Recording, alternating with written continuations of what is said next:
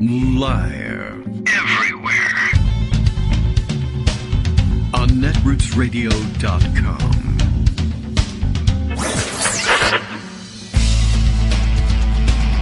David Waldman.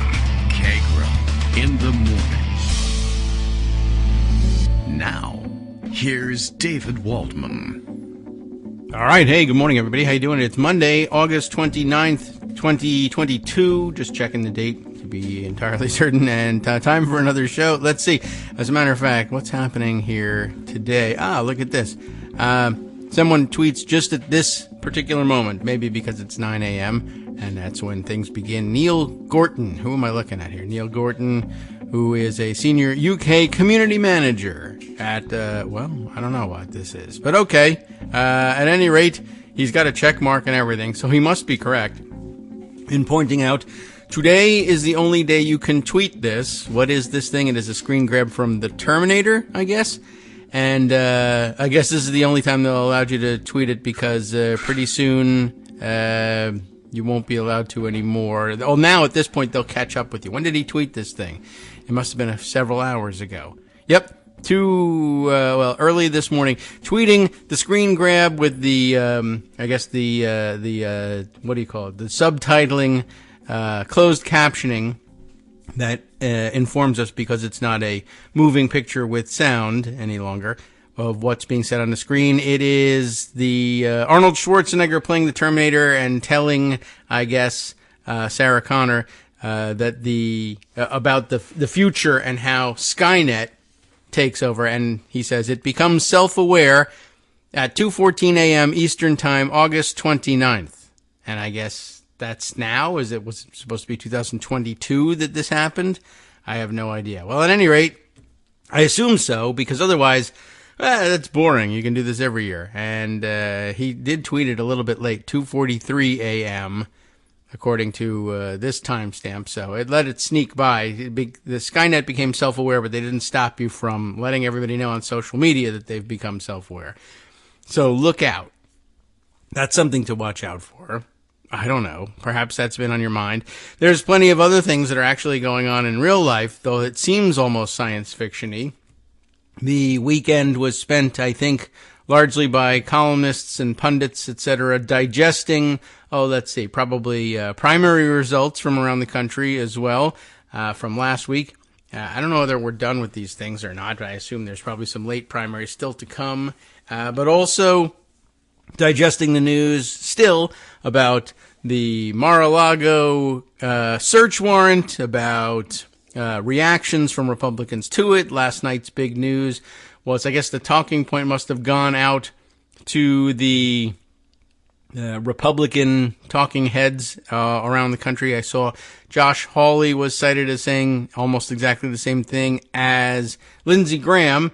Now all their openly threatening riots in the streets should Donald Trump be arrested, anything else, indicted, bothered again, get angry, whatever it is, and dislike, get cold French fries from McDonald's. There's going to be riots in the street.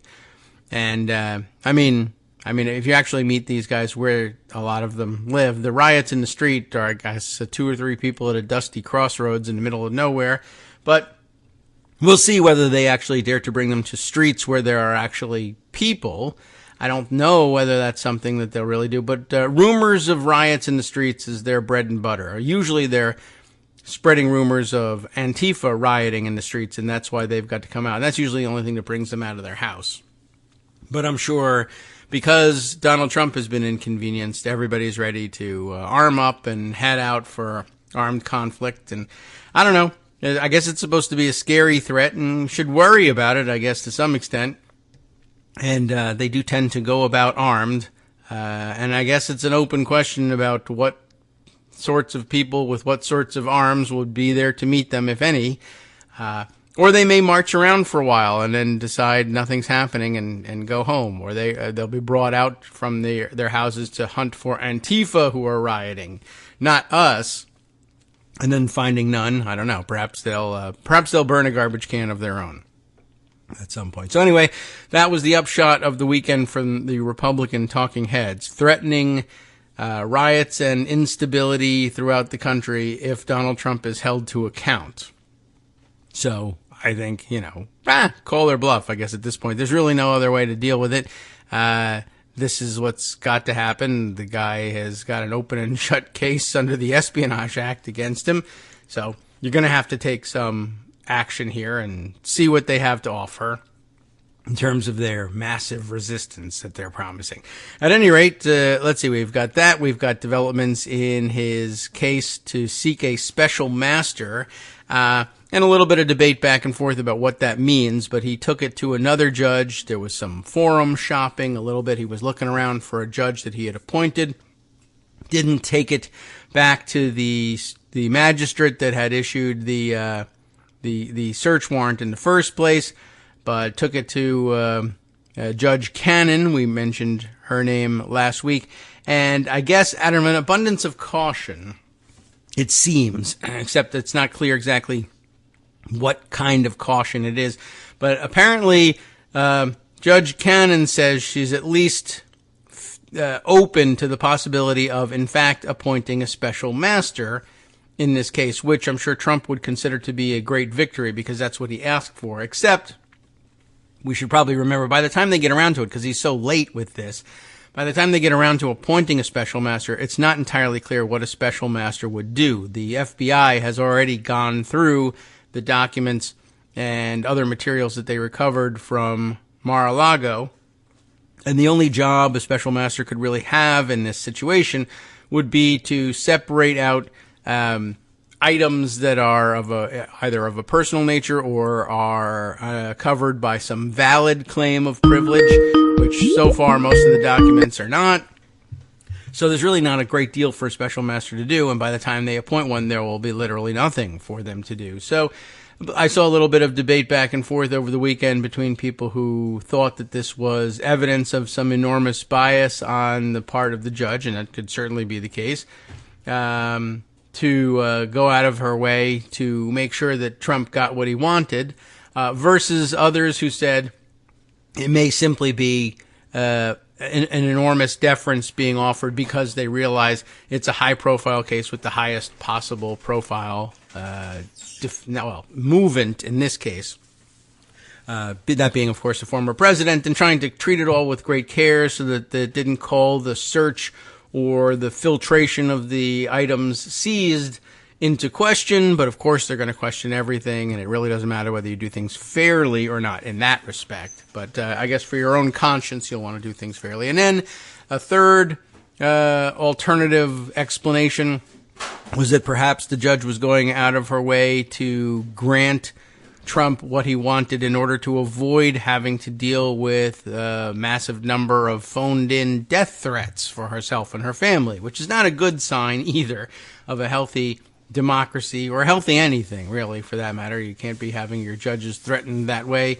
But no sign that has happened yet, just speculation, and we'll wait and see. And it could certainly be the case that she grants as a special master, and then the special master comes and says, my job is done here. There's really was nothing for me to do. I reviewed the FBI's filtration of the material and appears accurate. Thanks for the work, I guess. I'll get my per diem and bid you a fond farewell. So we'll wait and see for that one, like with the results of elections frequently, as Greg reminds us all the time, right? Good morning, Greg. How you doing? Good morning. We're doing just great. Okay. The weird thing about the judge, yes, in the Trump case, nobody knows what she's going to do, and the Department of Justice may have a compelling case when it's their turn to present before her, right. And then she'll decide and all that sort of stuff. It's just, again, as a non-lawyer, it's the weird part about saying, well, I'm inclined to give Trump what he wants, but you get to present the case to me. And, yes, the non-lawyers looking at this and thinking, well, I thought the judge is supposed to hear both sides and then adjudicate fairly. How could you do that when you haven't even heard both sides? Yes, it is odd that really she has jumped the gun here. Also, I understand that there was some significant problem with the way the motion was filed. They had to refile it 2 or 3 times. First, to get the request for pro hac vice admission, that is an out-of-state attorney representing Trump wants to argue in court in Florida and isn't admitted to the Florida bar but is admitted somewhere else. So you make a motion to, please let me practice here just for this case. Usually routine, but whoever it was filing it got it wrong twice, and they had to say, look at the sample motion on our website and fill it out like that. Oh, okay. So they finally got that right, but apparently missing also is any proof of service of notice of this motion to the DOJ, which is also a necessity, and the judge really ought not to be doing anything until there's proof of service on the other side. Well, given your incompetence, You're right. I'll fill everything out for you, and then I'm inclined to agree with what you're trying to do is really not a good look. No, it's not great, and we don't know how it's going to come out. And we don't know why it doesn't make any difference in the end, but it's just it's weird. That's all. It's definitely weird. Oh, absolutely. I mean, this judge, any judge, would have been 100% justified in saying, well, when you're done filling out the form, I'll rule. But you haven't. And you haven't met all the requirements for actually being in court yet. The other side is supposed to find out, and they're supposed to be able to be there. Don't forget, she started with, what exactly is it that you want me to do, and why are you coming to me? And who are you again? And I don't think that those are rhetorical questions in her case.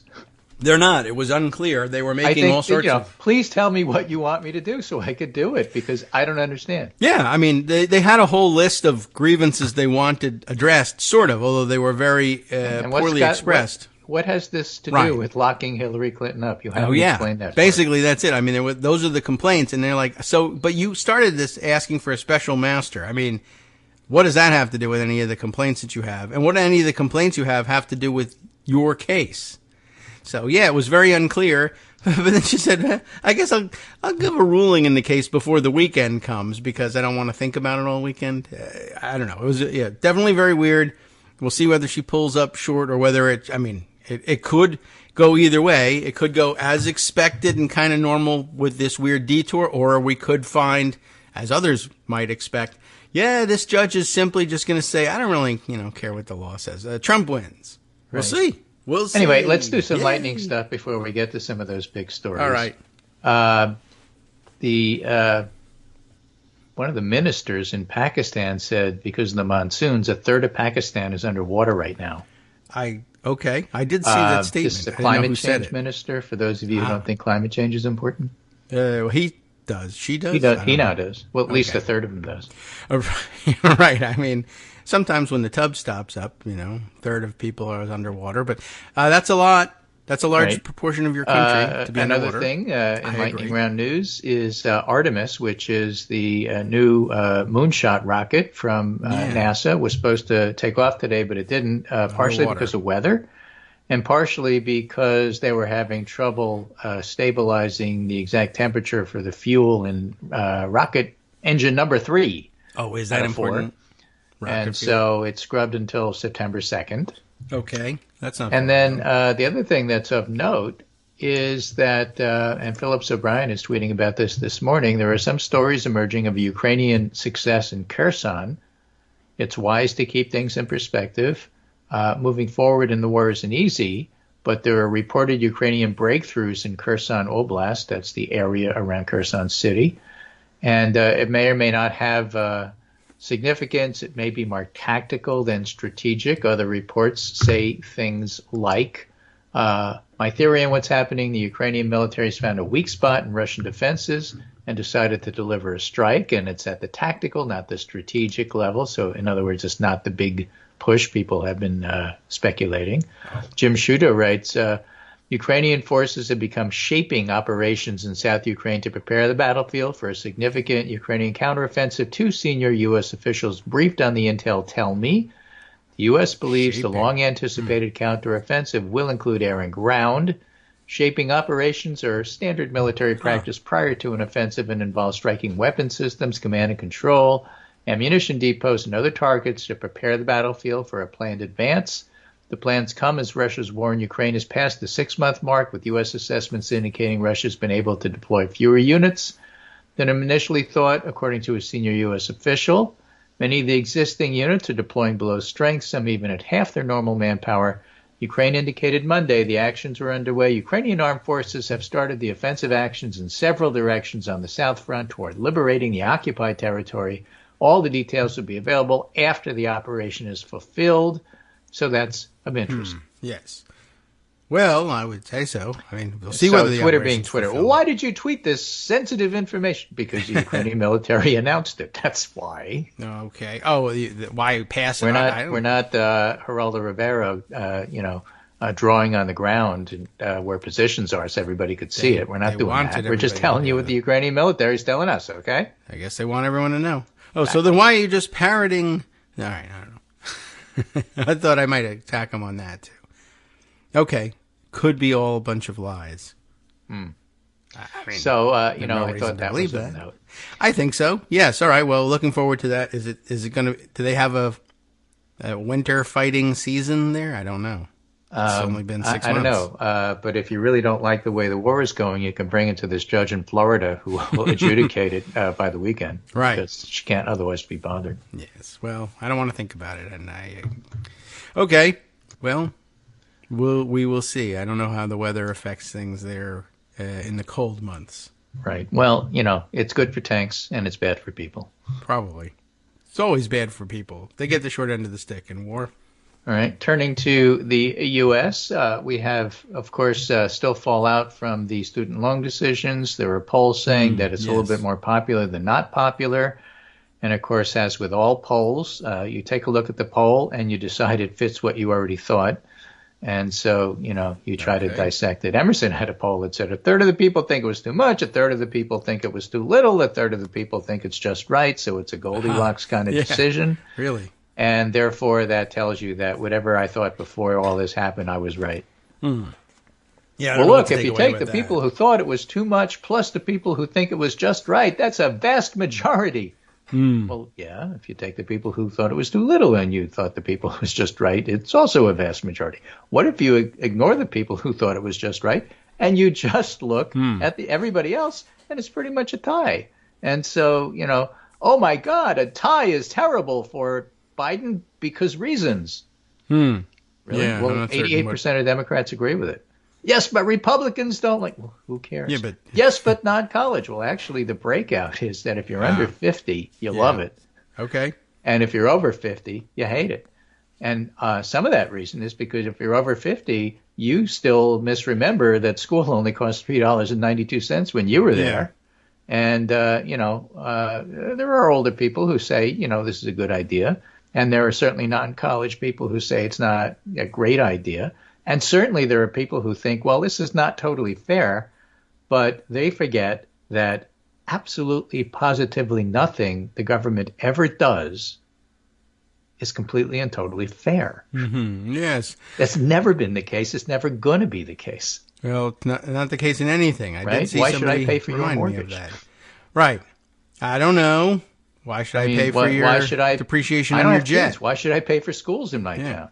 Right. I mean, this is like a constant complaint. Yes. And basically what it means is I don't really care what it is or whether it's fair or not or whether it improves my, housing evaluation because there's actually great schools in my town. What I care about is, am I paying right now?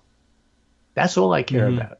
And if I'm paying more, I hate it, and I don't care who you are, and I'll vote against it, and that's just the way it is. Okay, fine. Well, everybody else who takes a more long-term view or a more nuanced view is going to outvote you, and that's typically how town budgets get passed in a New England town system.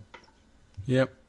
Yeah, I did see somebody make a good comment. Of course it's unfair, but it's unfair in a reasonable way. So, sit down and wait for the next vote.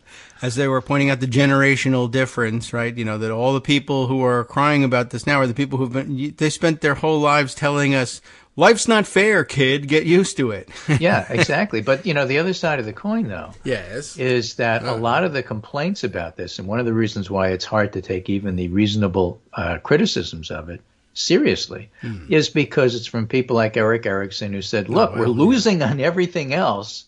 You have to make this the issue. Okay. And he went on Twitter and said that. Huh. Right? So you have people like Eli Lake. There are so many reasons why the student loan bribe is so insulting and terrible. One of them is that it's an indirect subsidy of elite universities that have gotten so bloated, yada, yada, yada, yada. Yeah, sure. And Will Bunch said, Eli, the vast majority of college attendance and debt is folks attending community college, Yeah. public universities, and the smattering of smaller schools, religious colleges, HBCUs.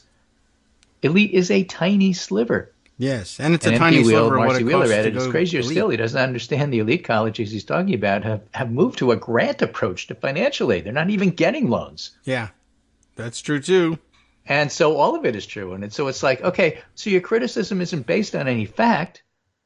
It's one of those like clear, difficult to explain to somebody when your salary is paid to not understand it kind of situations here. Well, yeah, I mean, sure, that's all college they're trying should to do be is cling cheaper. to We all something. understand that. That's not why you are criticizing.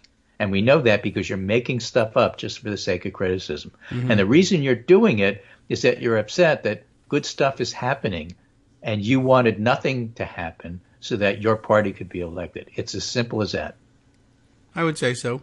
That's also true for the vast majority of congressional Republicans. I don't think it's true that they don't understand. I don't think it's true that they care. I think it's true that they just want bad things to happen because that's their route to power, because power is the only thing they care about, which we know from watching how they handle Trump. We'll deal with that in a minute, perhaps after the break. But these stories are important. This one's important.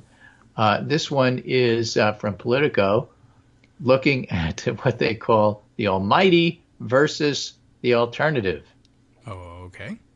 Burst of reporting reconsidering the conventional wisdom, and this was the story all weekend, the story number 2 after the story number 1 of what Andrew Weissman calls NARA. That's the National Archives.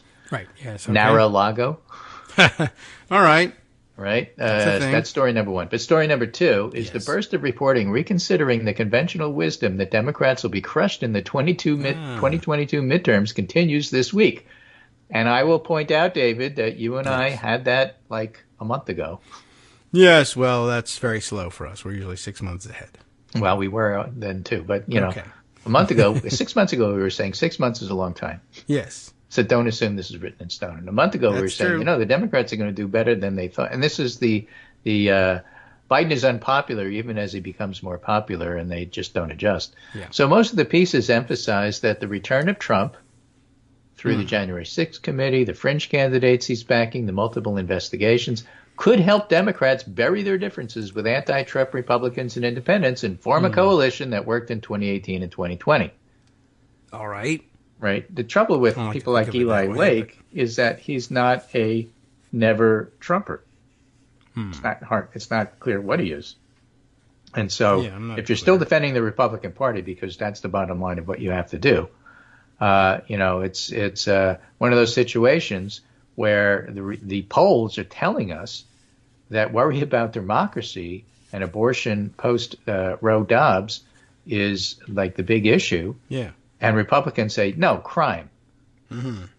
No, gas prices, but they're down. No, inflation is. But actually, inflation is coming down, too, Oh. including well. some information today And saying crime. that, it's much more in line with what the Fed would like to see in something called, that I don't understand, called the inflation break-even point for a year from now. That is to say, what's inflation going to do to a bond compared to what the bond yield itself is? And if they're sort of equal, that's a break-even point.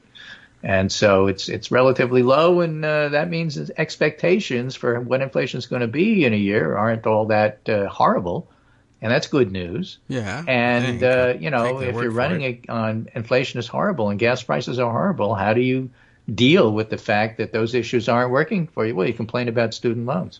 I guess because that's what presented itself. Not because that was bothering them, but because Right, it came exactly. along. So if you're an opportunist who does anything to just get yourself in the news, that's what you do. Anyway, Trump helps Biden, says Politico, because the former is even more unpopular than the latter. As Cook Political reports, Amy Walter recently noted, neither Biden nor Trump are popular. Trump is the more polarizing. New polling from NBC News finds Trump's net favorables minus 18, twice as bad as Biden's minus 8. Same dynamic is showing up in swing states like Arizona, where a recent Fox News poll finds Trump net favorable at minus 20 to Biden's minus 10. Wisconsin, Fox News showed Biden's net favorable at minus 6 compared to Trump's minus 10. Don't compare me to the almighty, Biden often says. Compare me to the alternative. And Trump's return is allowing Biden to make that distinction a lot easier. Yes. New York Times, headed into 2022. Well, Republicans were 1822. Sure. Republicans were confident that a red wave would sweep them into control of Congress based on backlash against Biden. But now some are signaling concern that the referendum they anticipated, the high inflation, the gas prices, is being complicated by an all-encompassing attention on the legal exposure of a different president, his predecessor, Donald Trump. Notice that's the New York Times. They can't acknowledge that high inflation isn't as high and gas prices aren't as high either, that they're falling. And they have for like 2.5, 3 straight months. They just can't, they can't say that Biden's popularity is actually rising. He's mid-40s now. And who in the world said that mid-40s is unpopular? Yes, it's more, 45, 55, therefore technically more unpopular than popular. But as people have pointed out, if you look at Gallup polling going back 50 years, that's about average. Yeah, I guess so. I mean, if you're not if you're not HW in the midst of a Gulf War, you're typically around 45 at this particular point in your presidency. Yes. In fact, a lot of them were lower than that. That's true. I mean, we're usually around that number. Right. So, and this is something I've said on the show for years and years. It always bothers me. Why are you calling 45 like this is awful? Horrible things are going to happen. 45 is typical. And as a matter of fact, there doesn't seem to be a correlation between Biden's popularity and how Democrats are doing in the generic ballot, which is really bothering pundits because they want it to be and they keep saying it is, and it's not. Well, it would make some sense that it did, but, there are also different people in different races and other things and complicating factors. Yeah. It's hard to think about a lot of things. Abortion and insurrection are kind of like more important. Hi, it's me, David Waldman, the same guy who was just talking to you a second ago. Our Patreon subscription drive is still going strong with over 175 monthly donors who help keep us on the air. If we've helped keep you going during the pandemic, why not return the favor and help us keep going so we can all be together for the next disaster? Patreon.com, Patreon.com, makes it easy to make secure, recurring monthly contributions to support our show. Patreon.com/KagroX gets you straight to our donation page. Maybe you'd like to thank us for keeping you sane during the Trump era. Maybe you're looking forward to in-depth explanations of what's going on in the Biden administration. Whatever it is that keeps you listening, we need your help to keep bringing it to you. And hey, if you happen to prefer using PayPal or even the Square Cash app, we're up and running with those options too. Thanks again, everyone, for all your support. We literally could not do this without you.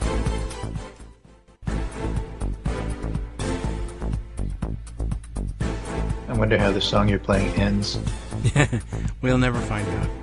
Well, it does come out, but listen carefully.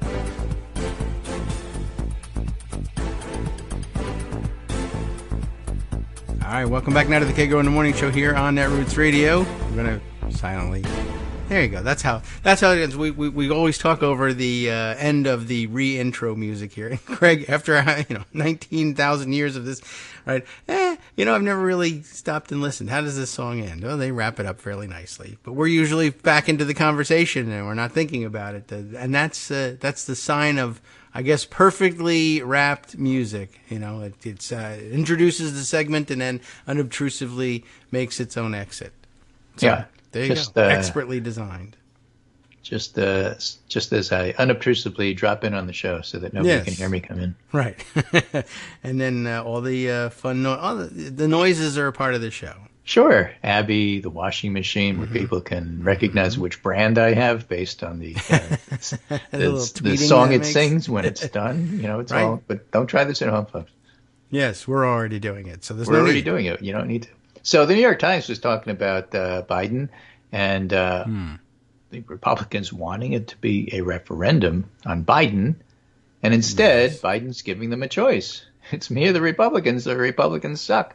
Okay, yeah. So let's be clear about this. These worries were on display on Sunday morning, said the New York Times, as few Republicans appeared on the major Washington-focused news shows to defend Mr. Trump. More on that in a bit from Jonathan Bernstein. All right. But Washington Post again, Balt says Trump is turning the midterms from a referendum into a choice. Politico says Republicans poised for smaller gains in the House. So poll suggests. CNN, a once bullish GOP now sees a smaller House majority presenting a challenge to McCarthy. Okay. I mean, there's no Dems in disarray here. Republicans still favored to win back House control, but outlook tightens.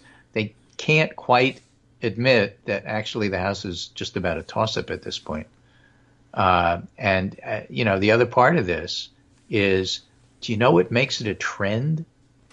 If things change over time. Okay. So here it is August, and they write these stories as if whatever we see in August, at the end of August, must be true at the beginning of November, because no time will take place between when we write this and the actual election. What if things are trending toward the Democrats over time, and you extend that just a little bit to see what happens next month and the month after, and you find that, Democrats would lead if that were the case, given the trend that's going on. Can we acknowledge that and say so? Of course not, because we've gotten our narrative, and the narrative is Republicans are taking the House. We had to drop Republicans are taking the Senate, and it bothers us. But now you're asking us to, even say that about the House? I don't know. Well, there's people like Simon Rosenberg who are perfectly willing to say it, and who point out things like Morning Consult polls are showing, a +5 Democratic environment for the generic ballot, things like that. And that Republicans are pulling money out of places like Arizona. Interestingly, where Blake Masters, the senatorial candidate there, and some House guy in Michigan did the same thing, by the way, are scrubbing their websites, trying to get rid of any reference whatsoever to being so anti-abortion, anti-choice, that there are no exceptions. And they're basically lying about their position by removing it and saying, well, we've moved on to something else. Yes. Crime or whatever else it was. Yeah, right. Trying to hide their extremism. And that was what made them, semi-famous. Of course, that was how you win the primary. So it's not an unfamiliar thing that people tack, but that's supposed to be, tacking to the center is supposed to be a little more subtle than that, and not full-scale disavowal of major tenets of your candidacy. But and some of them are having difficulty tacking to the center because they have no clue what the center is. Well, this is a Wisconsin poll, of all things. It's a polling group called Trafalgar, and Trafalgar, is basically 2022 Rasmussen. It's like 3 points or 4 points in Republican favor in all polls at all times. And Trafalgar can't even put Ron Johnson in Wisconsin or Oz in Pennsylvania, for that matter, in the lead. They try, but they can't do it. This Wisconsin Senate poll, Mandela Barnes, Democrat, 49% +2 over Ron Johnson, Republican incumbent, at 47. And interestingly, in that poll, for example, Mandela is almost at 50%, 49.4 in the poll. And this poll heavily undercounts black voters, who make 6% of the electorate in 2020. Here, they only make 3.5. Okay. So even with that, even with putting their finger on the scale, they still can't put Johnson in the lead. So naturally, it's a tie. People are now willing to say, okay, we didn't think Mandela Barnes could be elected because he's black and he's progressive, and this is Wisconsin. And so naturally, Johnson's going to win. We just have to figure out how to tell the story here. And these polls are undercutting us. Fraud. You could try that one. So why don't we just say, okay, it's a lot closer than anybody thought, and this is almost a tie. Well, actually, Mandela's ahead, but, that's okay. Okay. Well, I don't know. What do you say about that? That's what they do. I'm just giving you a sense of how these things are going to be covered, so just so you're prepared. I think we're totally shocked that Mandela Barnes actually won. How could he do that in Wisconsin? Here's how he did it. Well, he's actually been ahead the entire time. Okay. Well, that's good and hopeful. And people hate Johnson. I'm glad. And, they're justified in doing so. Right. So that's your story. You could already write that. Same-sex marriage puts Ron Johnson, and that's not to say that Mandela Barnes is guaranteed to win. I'm saying if he wins, you know why.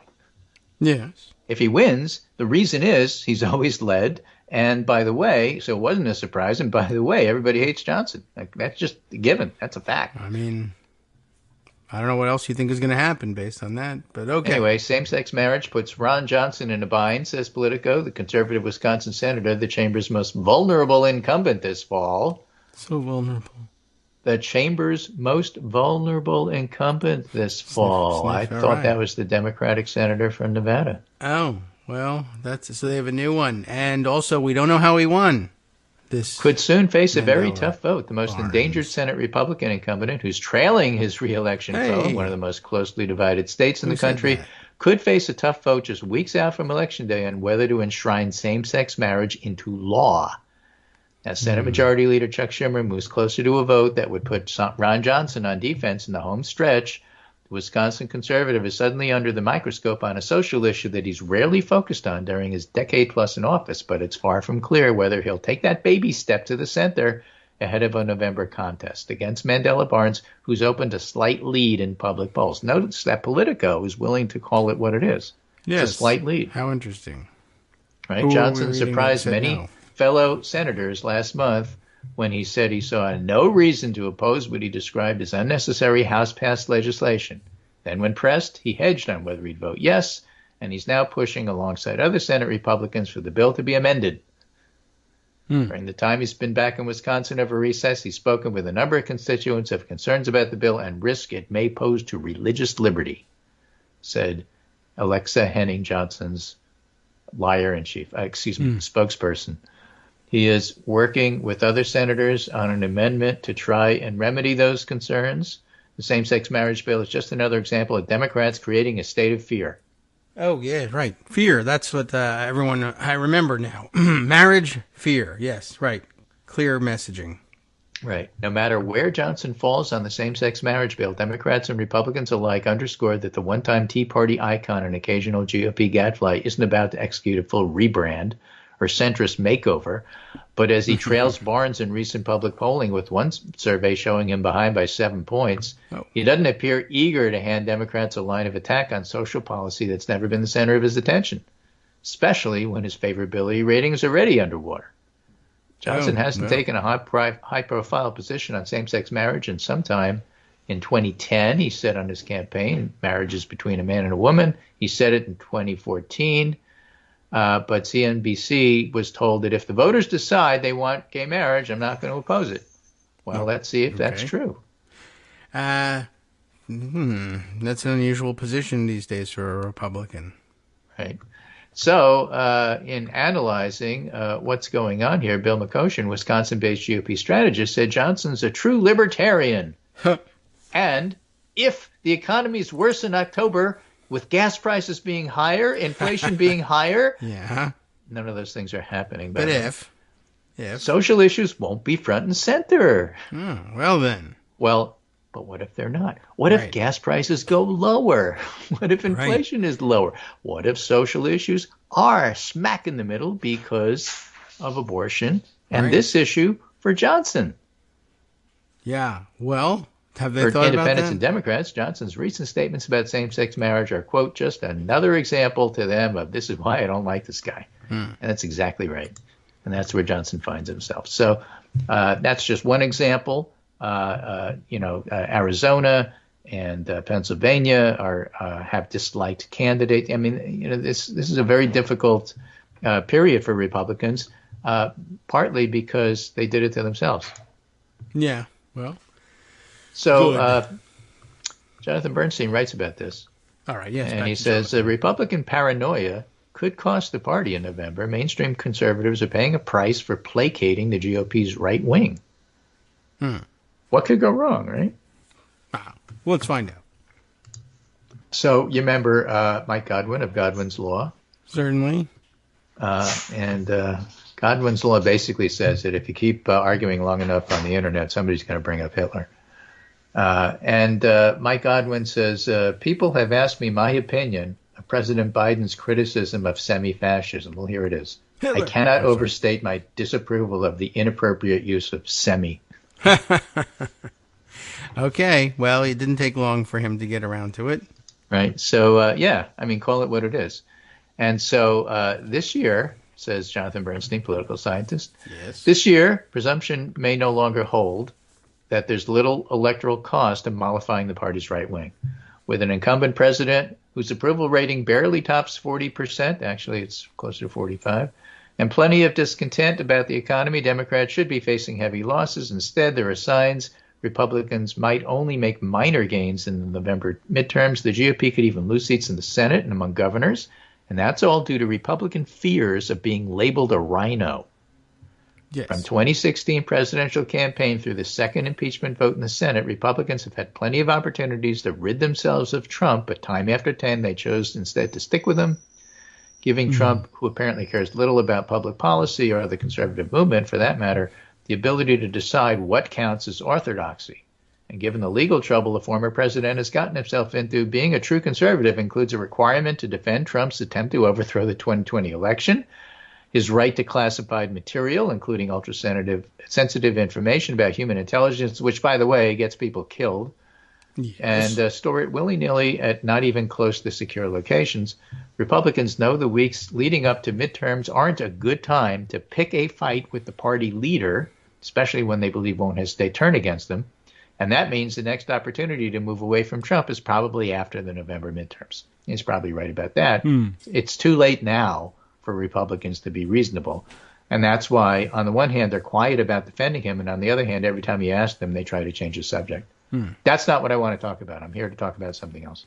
Yeah, well, I'm here to ask the questions, buddy. And I'm asking you, what about this guy who clearly broke the law and is trying to judge shop to get the most favorable terms?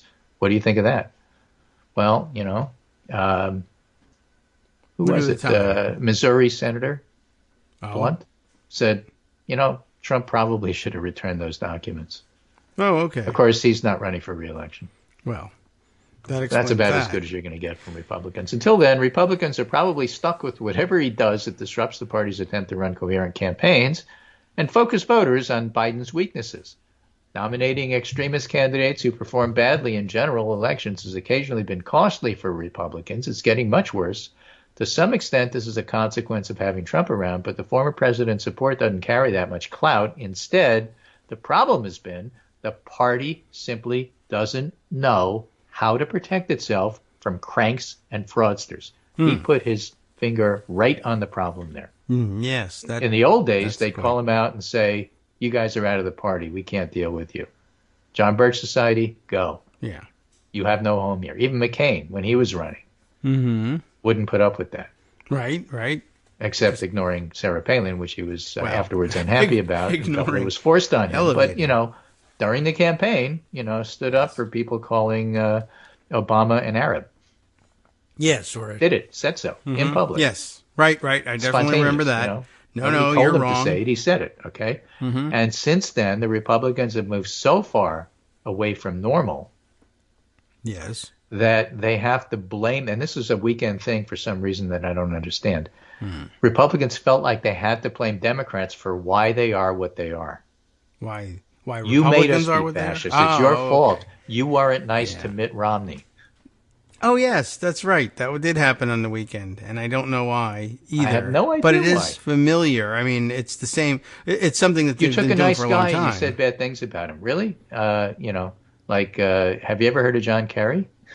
Yes, Swift voting? Right.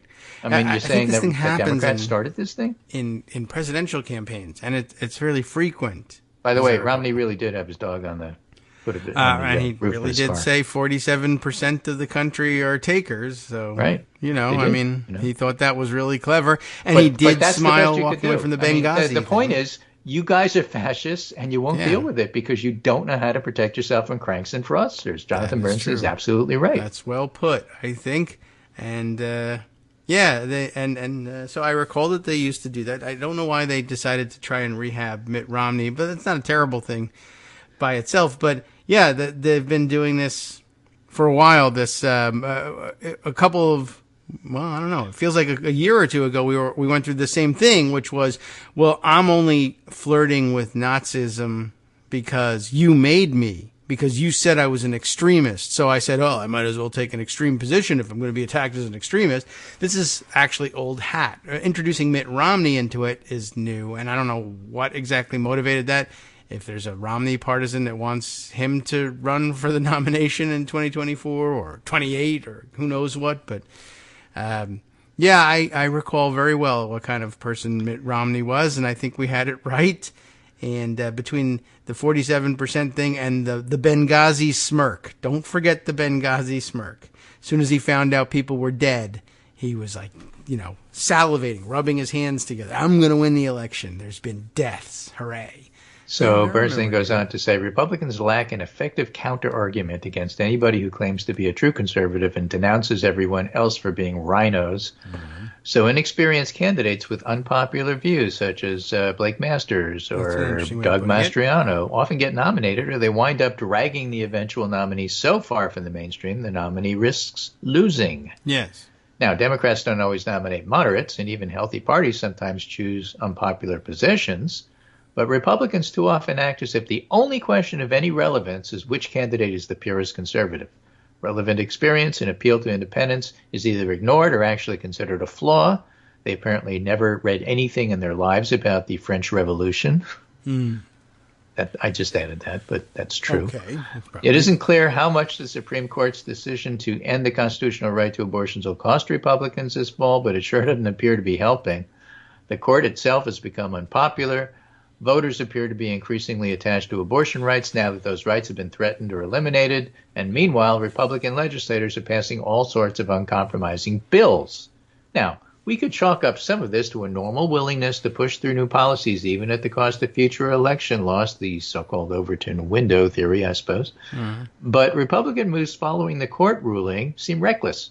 Republican presidents and senators haven't been satisfied with solidly conservative justices such as Roberts or Kennedy. Trump, in particular, used judicial nominations to secure the support of the hardest-line activists within the Republican coalition, and senators eagerly went along, only to find that if you put extremists on the court, you're likely to get extreme decisions that put targets on the politicians who supported them. Yes. Isn't that weird how that works? Accountability.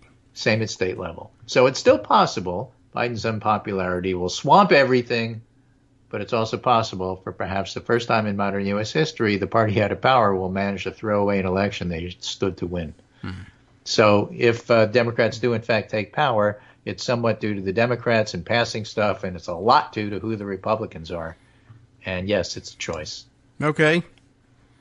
Well, yeah, the Republicans have not done well with this, and generally speaking, I think they're geared toward this. Of course, also my own favorite pet theory is that when extreme things happen and they need to issue an answer and they go to the box, because that's where they got their campaign, and the only thing that's in the box is those extreme positions, they just pull those out and do more of them. Oh, the Supreme Court has cleared the way for us to, in their view, deliver on our campaign promises about being the hardest line anti-abortion Republican in town, in state, in the country, whatever it happens to be. And, yeah, they never stopped to think, am I making a bad thing worse for the country, for myself, for the party? It's just, that's what's in the box. I'm against abortion. And now you find, like you said, Blake Masters having to scrub those things. It's amazing that anybody raises the alarm and says, oh, the box might be wrong, but there's nothing else in the box. I'd be curious to see, what have they replaced the scrubbed material with? And the answer, I think, is nothing. They just took down the bad stuff, and now they're out there saying, I guess I like, puppies. Is that good? People still like that stuff. They haven't put a softer abortion position out. They just eliminate what they were told is bad, and then nothing else came in the box until a new box arrives. That section of the website is going to be blank. Sorry, or I'll just eliminate it so you don't know it's there. So this comes from Simon Rosenberg, Eternal Optimist, on his NDN blog. Okay. As we've been saying, opposition to MAGA has been the driving force of the last two elections. 6.5 Democratic win in 2018 and 2020. Democrats win the House, Senate, presidency.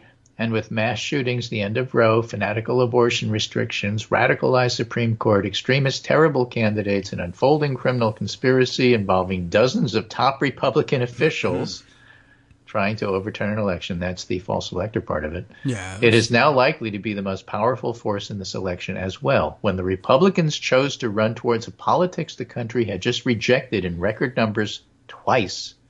The GOP made the political physics of this election different than a traditional midterm.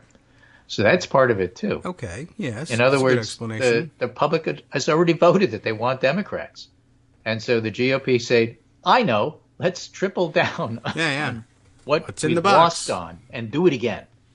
Because this time it'll work. Third time's the charm.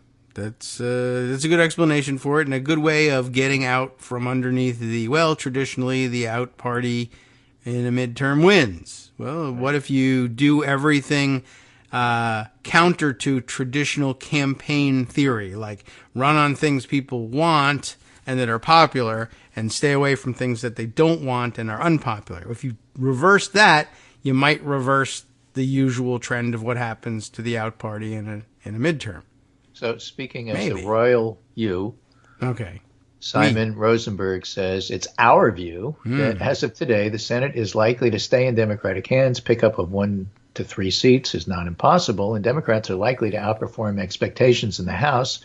Will it be enough for Democrats to keep the House? It's pretty clear the Dems have a shot now, particularly with the fundraising advantages and their candidates. Some new data from Politico Morning Consult helps shine a bit more light on this dynamic. For the GOP to have a good midterm, either many Democrats will have to stay home or they'll have to switch to the GOP. Oh, yeah. That's real likely now. Yeah, staying home is far less likely now, and that means the GOP needs to give these voters a reason to come to them. And what do voters see? Favorable rating. Democrats in Congress -11, Republicans in Congress -23. Schumer 28, McConnell 20, Pelosi 33, McCarthy 21. And in this Morning Consult analysis, they find Democratic approval on a wide set of issues improving, with Democrats now leading the GOP by 6 points, 45-39. In the report, Morning Consult writes, the improvements represent good news for those working to hold control of the House and Senate, showing that at least some voters may be able to shake off their dim views of President Joe Biden when thinking about their votes in November. In other words, they're not that dim. Pundits are fixated on the idea that A, Biden is stuck at 36, which he isn't, right, and B, it matters what Biden's approval ratings are because that's determinative of everything, which it's not. Well, but, if you accept those things, then, the Democrats are doing better. And if you don't accept those things, well, why did you think they were going to do badly? Well, there's a lot of reasons. At some point, they weren't doing anything. And there's nothing worse to turning your base off than to break promises. Well, actually, Biden has not broken promises. And even this student loan thing, as Goldilocks as it is, and splitting the baby and hitting the sweet spot in the middle, if there is such a thing with a baby, the thing is that it satisfies a promise he made to his base. Yeah. And if you think politics isn't about that, you really shouldn't be commenting on this at all. I have seen some strange reaction to that, and Republican critics hitting him on that and saying this is just a giveaway to the base, just pure bribery politics. Like, well, you mean doing things, promising things that the base would like as a matter of policy, and then delivering on them? Is that not? I always thought that that's you always thought that is what politics was. It's always kind of been agreed upon that that's what you would do. That's the basis upon which the decisions to vote for people are made. So, right. And Simon Rosenberg writes, meanwhile, the ugliness of MAGA and how hard it would be for voters to embrace a politics they rejected twice has been overly discounted by analysts this cycle. The GOP is a big, unpopular, extremist mess, and folks don't want to go there. And this was before any of this.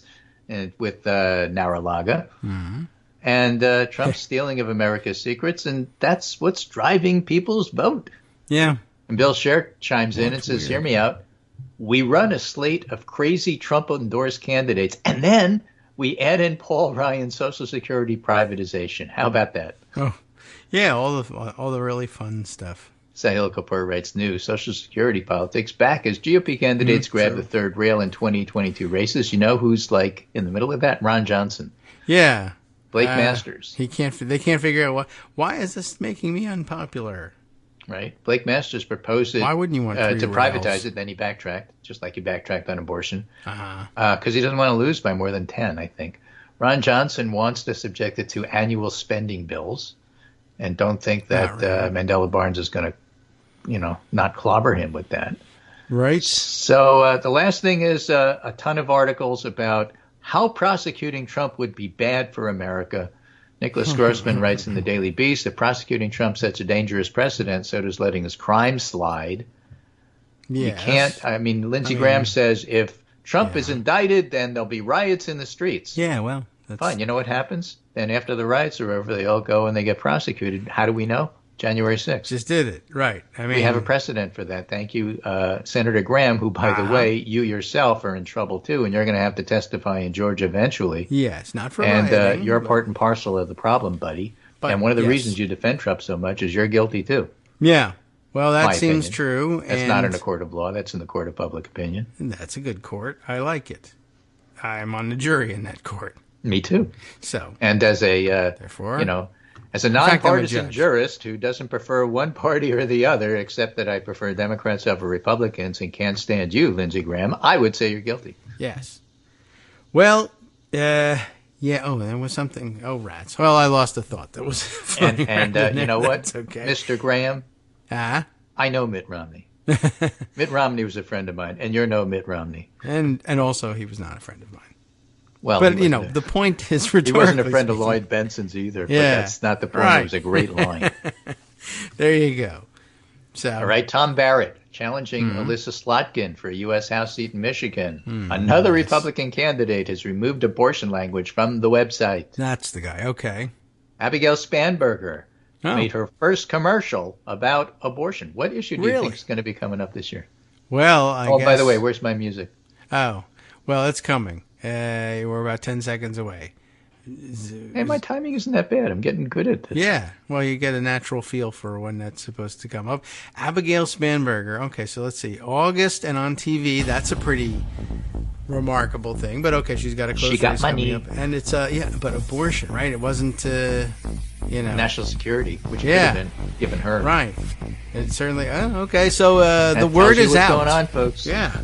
Even the moderates who like to downplay everything have been turned on to the fact that, this is a killer issue and you might want to make use of it. And by the way, it might actually be something you personally care about. And wouldn't that be a fun thing to have for Spanberger?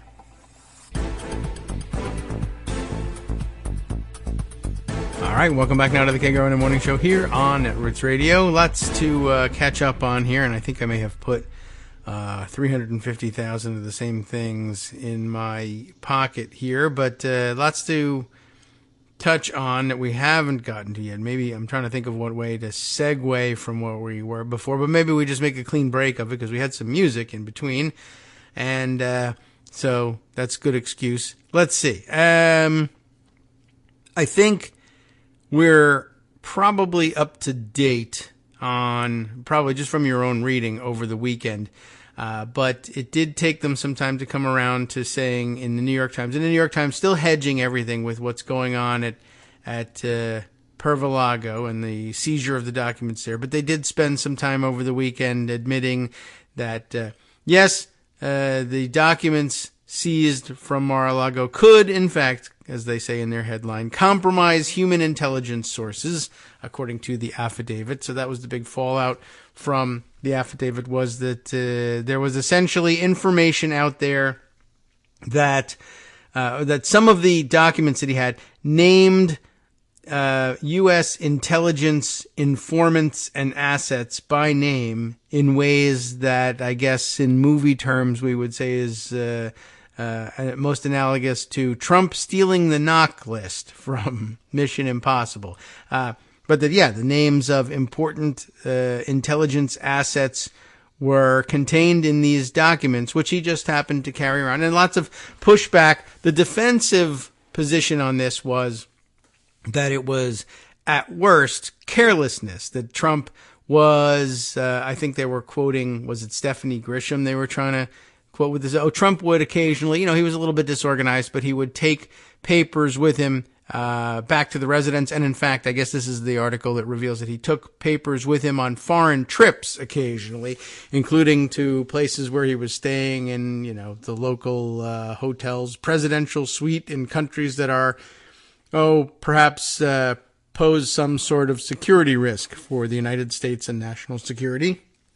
and where you wouldn't want random papers with the names of U.S. intelligence assets just sort of floating around or being left on the toilet or flushed down the toilet and they don't make it all the way down, or left on the desk or under the bed or whatever. But Stephanie Grisham was saying that, he would take these boxes with him on these trips because he would say, I'm going to use some of the time perhaps in transit, where she was there. He was trying to he thought he might get some work done during the trip. And it was like, we had, in pointing that out, I'll see if I can scroll back and find the reaction, but from about a day ago, and one of my Twitter correspondents was pointing that out. I'll see if I can figure out which one it was by finding the tweet. But yeah, he was trying to get some work done. No, I don't really think, don't even go there. That can't really be it. Here it is. Terry Buckaloo, as a matter of fact, making that comment, is he wanted to get work done. No, I don't think so. And it was that from this article? I think so. But yeah, a lot of the defense appears to be that he was just careless and, as everybody else's Twitter pal and cartooning pal Tom Tomorrow was pointing out, maybe one of the more relatable things about Trump is boxes of unsorted crap just being moved around, because I think maybe the thing that I thought was important is in here, and my keys are in there too, and some spare paper clips and some, a bottle of, a glasses cleaning solution and whatever else happened to be on the desk that day, some pencils half used, etc., etc. While relatable, one, you need better from the President of the United States. And certainly if I were President of the United States, I'm sure I'd want to operate that way, but the saving grace would be, and this is what people always said about various incompetents that we considered for the job of President of the United States, some of whom we elected, was that generally you'd say, well, that's not the job of the president to be that organized necessarily, or even to be constantly thinking about the national security implications of bringing various bits of paper here and there. He has people for that, and they'll take care of it. The problem with Trump, of course, is the people that he had were equally terrible, not just unskilled in understanding what the rules were, but equally evil and equally bad, and just rotten people in general. And if by some chance one of them was in fact conscientious and did in fact try to do the right thing and remind the president that no, as much as you want to bring this hodgepodge of papers with you in this fashion, give them to us, let us sort through them, and we'll bring what's necessary. And if these things absolutely have to come with us, we'll bring the proper setup for you to review those materials while you're in transit. But then if they did that, he would berate them and fire them or move them, or somehow humiliate them such that they would stop doing it. He was actively undermining and actively sabotaging all the safety guardrails that were built around him. On the other hand, I guess the other thought I had over the weekend was, given that he has basically been exposing human sources of intelligence like this, some of the, as they kept saying over the weekend, some of the most highly protected secrets in the intelligence community. The fact that he is still tottering around having weekend tea times and hitting the omelet bar at Pervalago each weekend, and not just, permanently inactive, let's say, means to me, I read that as, there is no deep state, guys. There's no secretive, shadowy operation of intelligence operatives untouchable by anyone, and if you cross them, you'll find yourself disappeared or falling out of a helicopter or something like that. I mean, as we have noted, it is literally raining Putin foes from the windows of Kyiv and Moscow constantly. People are falling out of buildings all over the place in the areas of Russian influence. And here in the United States, the guy who steals the knock list and scatters the papers to the wind is playing golf right out in the open and commenting on social media fake social media platform that he built for himself to do this. So, my worries about the deep state, if I ever had any, are pretty much erased by events of the last couple of days.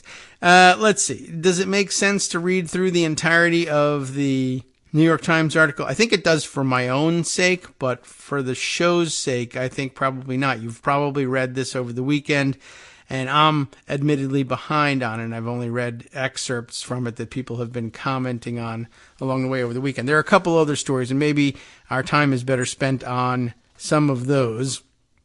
And perhaps they are smaller bore, but they're definitely things that you want to keep an eye on. Let's see. But before we leave the Mar-a-Lago thing entirely, and we probably never will. I'll probably keep coming back because there's no organization here to pocket. It's like Trump's boxes. These are all papers that I took with me. None of them are classified. None of them contain national security information, but they are in no particular order. I did note over the weekend Armando making this, I thought, interesting comment on the way Kyle Cheney is approaching his reporting on the activity in court surrounding the Mar-a-Lago search and the subsequent litigation. Armando saying, "I appreciate Cheney's focus on what Trump actually says in court. That's what actually matters. The Fox stuff, what he tells to Fox News or what he tweets or rather puts on Truth Social or whatever, is all meaningless blather. For example, in the filing, the special master filing, there is no assertion that attorney-client privilege is an issue in any of the documents." So, but that's not the case with the way Trump presents the case in public. He alludes to all sorts of attorney-client privileged documents or whatever else, evidence being seized by the FBI, and it's improper, and that's why we need to have a special master. But in fact, when he files court documents for which he can be held liable if he's just completely BSing his way through everything, he doesn't make these assertions. But in public, he says it and conflates on purpose the issues that they actually did brief to the court and the ones that he wants everybody to think he briefed the court on, which is not the case. And Armando is just saying that Kyle Cheney is doing a pretty good job parsing that. He includes in here a link to a Kyle Cheney tweet, which reads, "Another notable omission, Judge Reinhart's name is mentioned 10 times in this filing. Not once do Trump's lawyers suggest, in any of those 10 times, that he should have recused himself or made any that he made any improper decision with respect to the search warrant or the unsealing." So, again, while that's a line of attack that's launched in the court of public opinion, Kyle Cheney does correctly point out, well, when you get right down to it and you're going to have, well, you never know what's going to happen with this judge, the Trump-appointed judge, just how far out of her way will she go to favor Trump? And if so, what will be the reasons for doing so? But in a normal situation, you would say, well, for all his bluster on TV, in court, the documents just don't say anything that we find actionable. We're just not going to be able to do anything for you. Kyle goes on in his analysis here to say, here's, I guess, what was then a new piece of the puzzle, but that would have been Friday. Trump's renewed bid for a special master was notable in what it omitted. There were no calls, I guess I'll use his form here. What it omitted any calls for Reinhart's recusal or suggesting that he'd acted improperly. It omitted any mention of classified material. They just realized finally that it doesn't make any difference in this case. And it omitted any mention of declassification. And so that's, I guess, what Armando was talking about. I mean, declassification had been, up until at least the end of last week, the main talking point for Trump defenders. None of this matters because the documents have been declassified. And of course, we've been sitting here saying that doesn't matter. Just look at the statute. Classification has nothing to do with it. There's no mention of classification in the statute. Classified or not, if the documents contain sensitive national security information and you have them and you're not supposed to, you've violated the law, and that's all there is to it. And we assume that officers of the court know this. We assume that judges will be able to see this very clearly for themselves. And so rather than insulting their intelligence and what's more important, getting themselves in trouble where they could be sanctioned by the court for making ridiculous and baseless pleadings and wasting the court's time and lying, they don't do it. And that's what Kyle's been clear about. And everybody should recognize that when push comes to shove and you're in a forum where you could get in trouble for making false accusations, they don't do it. But then instead they go on television and make all the false accusations there. As Trump used to say, who cares about lying to, in this case, in the case of the original comment, I think he was talking about a congressional committee, but same obviously, or even more, would apply to talking to the press, right? This is not some high tribunal. In other words, this is not a body that can hold me accountable for my lies, so I'll lie. When I'm before a body that can hold me accountable for lies, well, we try not to, or we lie differently anyway, and not quite so blatantly. And Kyle Cheney, I guess, is busy parsing that, and Armando appreciates it. There's a couple more tweets in this thread here attached to this Politico piece from end of last week. Trump also claimed the government had seized other items like his passports that would, quote, likely cause him harm if not returned. What are those items? He doesn't say, right? When push comes to shove. On TV, he says, well, they took other things from me. If you don't think my passports being seized from me are particularly important, well, then there's other things, and you should be aware of that. What are they? I'm not, I'll tell you, I could tell you, but I think it's important that we keep things under wraps. I'll tell you soon. 2 weeks, very soon. It has nothing to say about those things. Whereas, let's see, what's another one here? Trump raises the disputed notion that the entire issue centers on the Presidential Records Act, that they do in the pleadings, I guess, but he doesn't contend with a provision of the act that requires any disputes between a former president and NARA to originate in D.C. courts. So that's interesting, too. And he may have his case eventually removed from Florida and bumped up to D.C. because of that provision of the Presidential Records Act. Okay, what else? Trump had a chance to go to court against NARA on this in May when the archivist refused to uphold his privilege claim and prepared to share the 15 initial boxes with DOJ, but he didn't. So, this is an interesting way of approaching the story and parsing out what's being said in public from what's actually being filed in court, and that's the important thing. So, okay, I just thought that was a good message and a good idea for you to keep in mind, and in case you were having difficulty separating the two, that maybe Kyle Cheney and certainly Armando would make for a good consultation, a good follow on Twitter, and see if you can keep things straight. All right. Let's see. In other news, there is this. Oh, wait a minute. Oren Kerr weighing in on something that I put away. Oh, yes. Okay.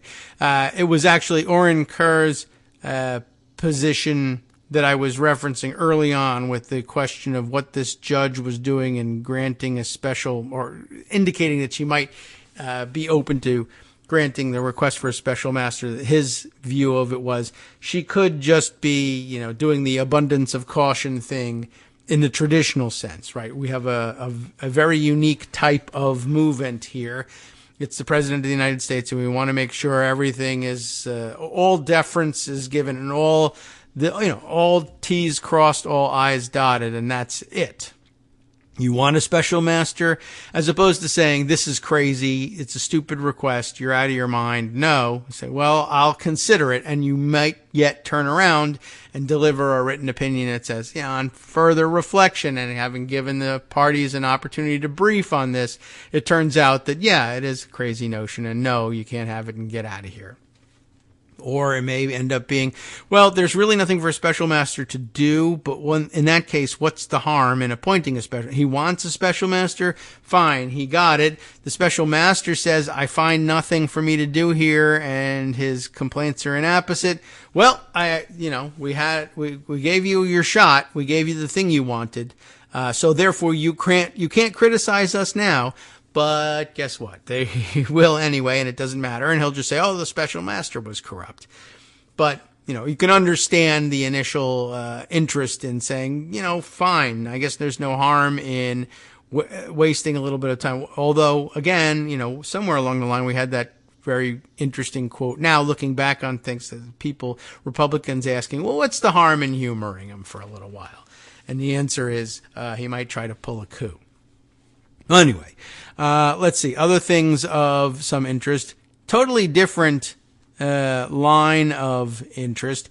As we found out over the end of last week and into the weekend, Greg had mentioned, of course, with Carolyn Maloney defeated in her incumbent primary, that had left Eleanor Holmes Norton, the delegate from the District of Columbia, longtime delegate, in a position left her as the senior most Democrat on the House Oversight Committee, and that it might put her in position to chair the committee. And was it of any special significance that a non-voting delegate would be the chair of a prominent committee? And the answer is, well, there's nothing standing in the way of a delegate chairing the committee, and they do have a vote in committees, so that seems fine. And the only thing that's weird about it is she wouldn't have a vote on final passage of a bill that her committee might have shepherded through committee. However, she would have every right to engage in the debate and to vote in, so long as Democrats are in the majority, to vote when the committee is resolved into is organized as the committee of the whole, which means that she could bring a bill through debate and the amendment process, but then final passage, she'd sadly have to sit it out. Well, things have changed a little bit. So it won't be the case that Eleanor Holmes Norton finds herself as chair of the Oversight Committee. Why not? Well, one reason might be, you might think, that Jamie Raskin is apparently interested in taking the chairmanship of the Oversight Committee. Now, you might say, now, hold on a second. She's much more senior than Raskin, and it is a bit unseemly to see a black woman Democrat in position by virtue of seniority to take the gavel here and have a, granted, very talented but ambitious white man jump ahead of her to take the gavel. But there's another issue at play. The Oversight Committee is not the only prominent committee on which Eleanor Holmes Norton sits, and not the only one on which she's in position to take the gavel. So that's of some interest, because apparently, I think what was mentioned was she may be, I'll have to double check this live and on the air, but she is senior most Democrat, or will be senior most Democrat come the next Congress, on, I believe, the Transportation Committee as well. So that might be of more interest to her. I'm not certain, whether that was, I don't know what would be driving that exactly, but it's certainly it is an important committee, and lots of money moves around in the Transportation Committee, and in a place like D.C. with a transportation infrastructure such as it's got, it's an extraordinarily important committee assignment to have. Yeah, where can I find? I find her webpage, but does she list her committee assignments prominently enough for me to find it without? All right. Well, at any rate, the point is she's apparently seeking the gavel at a different committee, and they won't let you hold the gavel at more than one major committee at a time.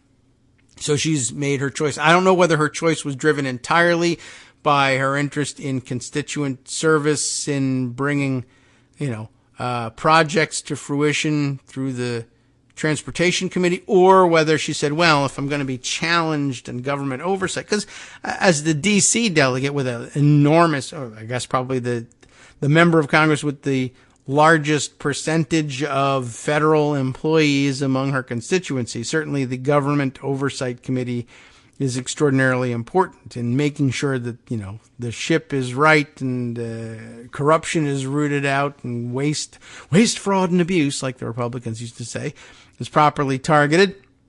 But of course, you can be pretty sure that that's in good hands. And of course, she may remain on the committee and be a high-ranking member on the committee and still have an influence there for that. But probably more important to her would be transportation, I would think, not just because, well, I don't want to stand up to the challenge that's forthcoming in oversight.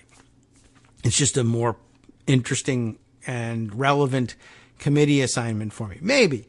Anyway, in the meantime, Raskin is not the only one interested in taking over, and if Norton weren't interested, I believe the next most senior member of the Democratic side on the committee is Jerry Connolly.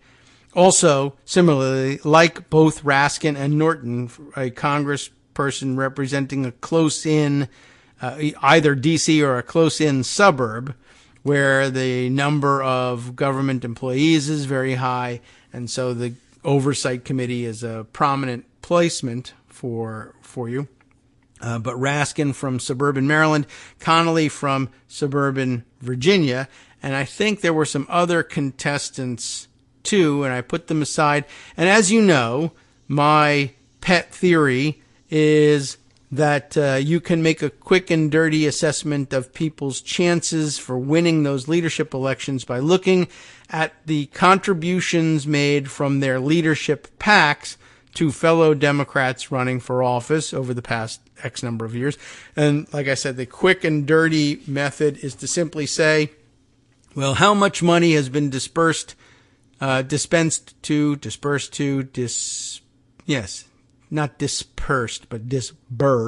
a B, to how many Democrats over the years, however long your leadership PAC has been operating. And then a more refined picture of it might be found by sorting through and saying, okay, well, who were the Democrats that you gave money to and how much did you give them?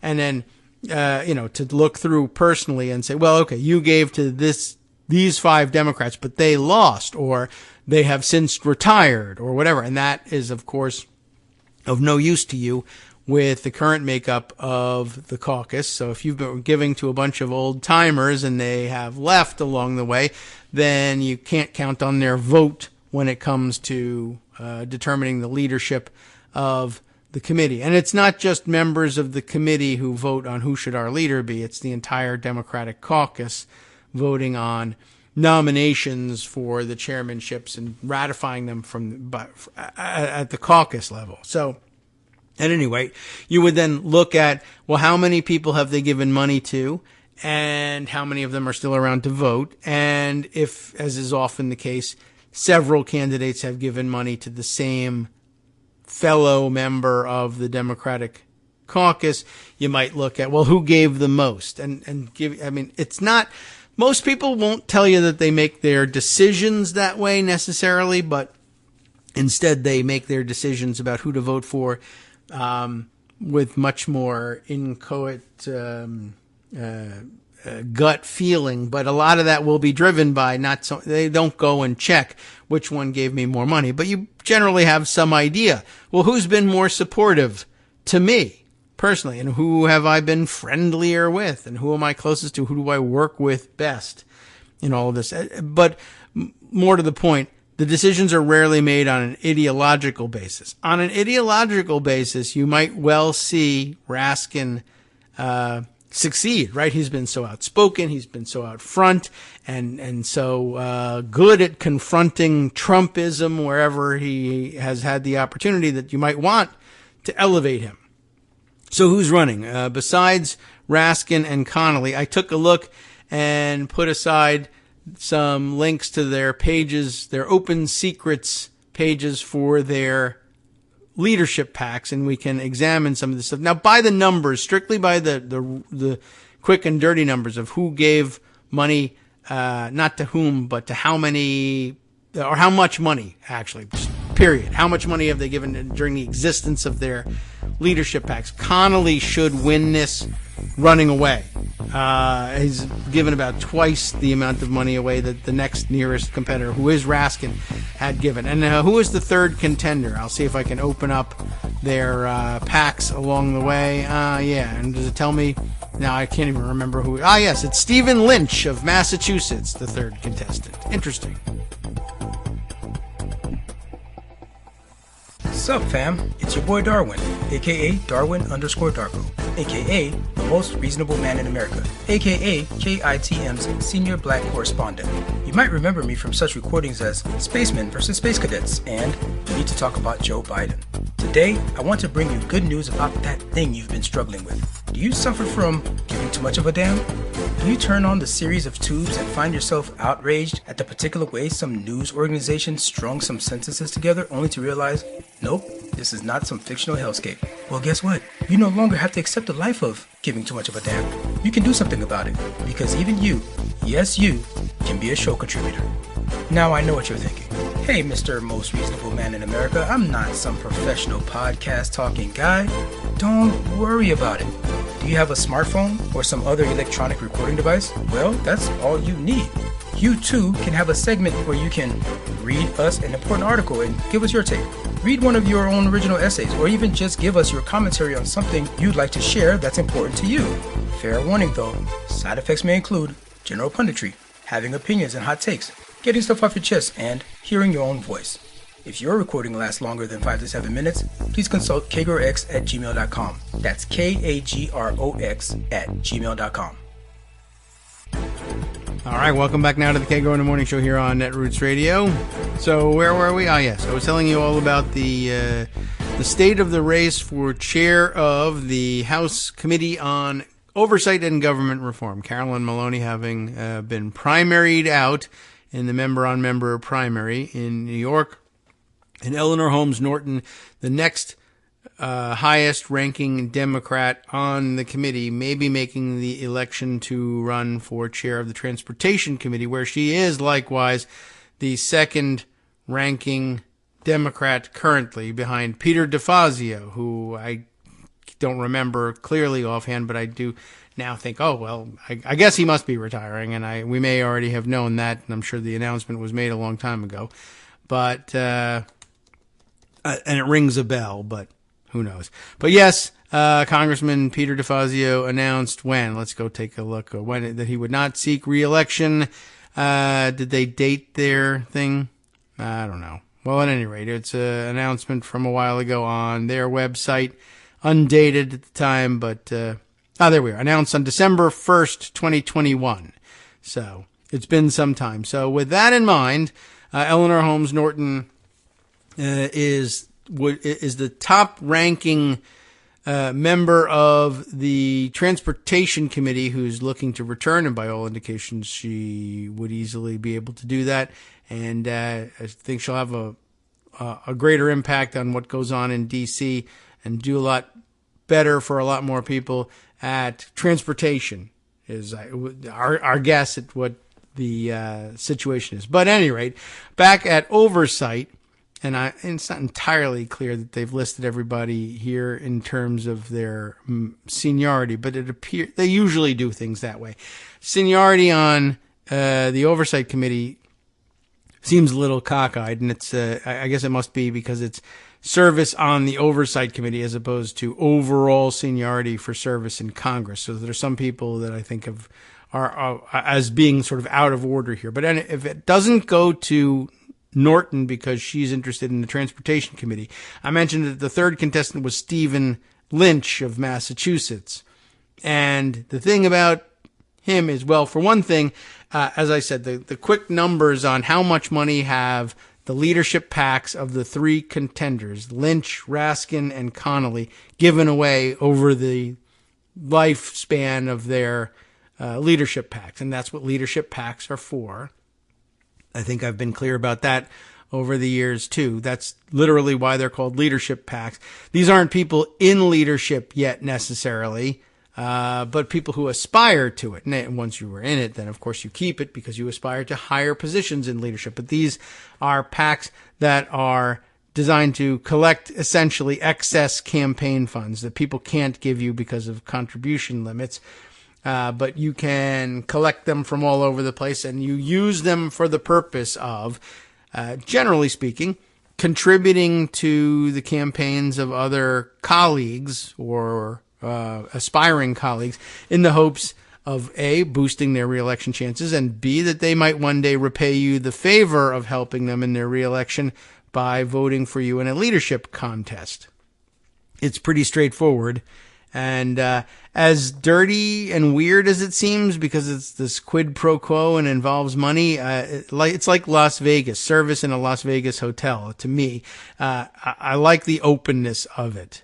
It's very clear and obvious. You tip as you should be tipping the housekeeping staff, but the better you tip them, the better I found that to be the case at least years ago in Las Vegas. The better the service you got, the better occasionally the sundry items that they would leave around for hotel guests, shampoo, soaps, mints on the pillow, whatever it is. They rose in quality with the size of your tip. It's not, I'm sure, not a universal practice, but I found that to be the case. And here I can kind of appreciate it, and it's a system in which everyone can participate. There are some with disadvantages. That's true. There are structural disadvantages. Minority candidates from lower income districts have the difficulty of raising excess campaign cash, but then it can be raised also based on your seniority, and you're moving up in a committee, and you can raise PAC money and outside of your district money if it's a conscious project of yours. So, but we're by no means equal in all of this, but at least the path to success is clear, and if you have the ability to raise that money nationally or otherwise, then exercise that muscle and use it to move up. Stephen Lynch, though, has given out considerably less money through his leadership PAC than the other contenders. As I said, the runaway favorite by the numbers is Jerry Connolly, who, by my quick reckoning, and that's just, again, from looking at their leadership PAC pages on opensecrets.org, and I'm not even certain whether it captures the full lifetime of a leadership PAC or just the last X number of years. That's the window that they give you. But anyway, Connolly, by those numbers, has given away $228,000 to colleagues over the years through the leadership PAC. Raskin, considerably less. I said less than half, and it's actually considerably less than half. $76,000 in contributions to other candidates. And Lynch, just $34,000 in contributions to other members. And yet, Lynch is ranked second only to, remaining on the committee, Norton. Maloney was, of course, the chair. Eleanor Holmes Norton, ranking majority member beyond, second ranking, essentially. And then Lynch was next. And yet, that's a pretty paltry showing, That's going to be real interesting. So he might be thinking in terms of, seniority, I should be moving up. But, if and with Maloney leaving and Norton leaving, he's now the highest ranking member. And if it's purely seniority, he should be able to walk into it. But on the other hand, other members will probably be saying, but what about helping the rest of us? And I know that's another thing that comes up every time we discuss this thing. Like, some members will say, but that's wrong. We shouldn't be doing it. If he's got the seniority, he's got the seniority. We should just move him up. And the idea that we have to make him pay a price, pay a premium in order to, and give us money so that he can move up, seems wrong. But then there are others who view it as, with great power comes great responsibility, right? If you're high ranking as a member of a committee that's influential and, and that would give you the opportunity to raise money and to share that fundraising prowess with others who might not have it yet because they don't enjoy the same seniority, and help other members, move up the ladder. And, well, Stephen Lynch just isn't doing that for people. So, is that not a legitimate concern? Lots of members will say, I didn't get money from any of these guys. Lynch is next up in terms of seniority, but what else do these other guys have going for them? Not only are they relatively senior and have a legitimate claim at moving up, but they've been putting in the time and handing out the money, helping Democrats, building the party. And Lynch has just been kind of enjoying his seniority and doing nothing for anybody else. Well, $35,000 worth of nothing. I mean, that's still not, it's not exactly nothing, but next to Connolly's nearly 230,000 and Raskin's 76,000, we'll see how much that helps him. Third ranking there would be Jim Cooper, who is making no particular bid. He's got a more senior guy in front of him, and I don't know what kind of money he's been giving out. Jerry Connolly ranks fifth, including Maloney. Maloney, Norton, Lynch, Cooper, Connolly. Now, coming in sixth here in terms of seniority, interestingly enough, this I never would have guessed, Raja Krishnamurthy. That's a big surprise for me in terms of where he sits in seniority. He's not making a bid either. Raskin comes next. So Maloney, Norton, Lynch making a bid for it. Cooper, no. Connolly, yes. Krishnamurthy, no. Raskin, yes.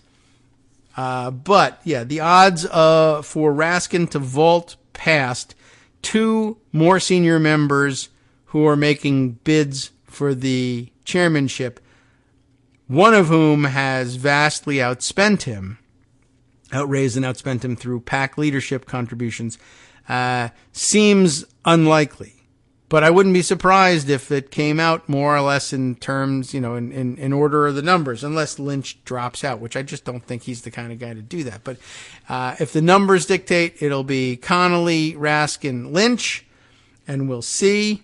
Also, of course, like I said, there could be some adjustment for Connolly has been around long enough that he may, and Lynch too, may have given plenty of that money, might come off the board essentially if he get, what if he gave that money to Carolyn Maloney and Maloney's not around to vote? What if he gave it to Peter DeFazio and DeFazio's not around to vote, or others, or people who are, very often this money is given to candidates who are nominees of the Democratic Party but don't make it to Congress. So, if you've been betting poorly the whole time, that will, that'll be reflected in the numbers you're able to turn out in your leadership race.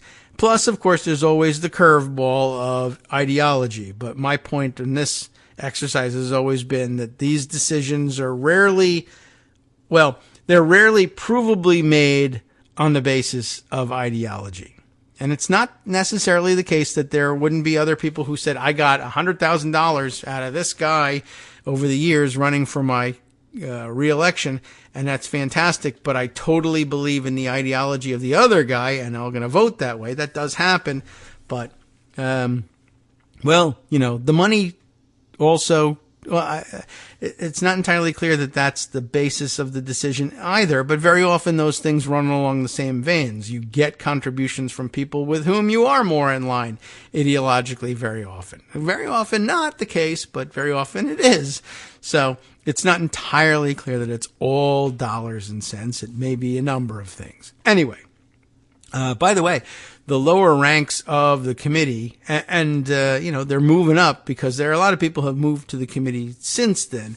But there are some young up-and-comers who sit in prominent positions here. They're not looking to move to the leadership and vault over everybody, but just to run down that roster, just out of interest. Like I said already, Maloney, Norton, Lynch, Cooper, Connolly, Krishnamurthy, Raskin. Right? Next up, Ro Khanna. Right? Kwesi Mfume, who's, got prior experience in Congress, so not terribly surprising that he jumps up in seniority. Right behind him, though, AOC, Alexandria Ocasio-Cortez, Rashida Tlaib, Katie Porter, Cori Bush. That's 1, 2, 3, 4 in a row there. Now, granted, they're far down in the ladder of succession here.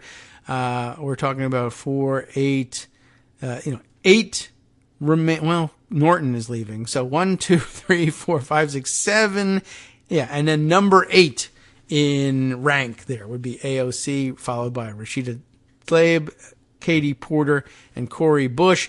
And then some lesser known names and some names that we know well, but from other committees, and they, in moving to the Oversight Committee later in their career, took lower ranks in the leadership. Danny Davis, Debbie Wasserman Schultz, Peter Welch, Hank Johnson, et cetera, et cetera. So, I don't want to, et cetera, everybody else. But do I have to name everybody? We love you all. You're all valuable in your own way, but you're not involved in this leadership race.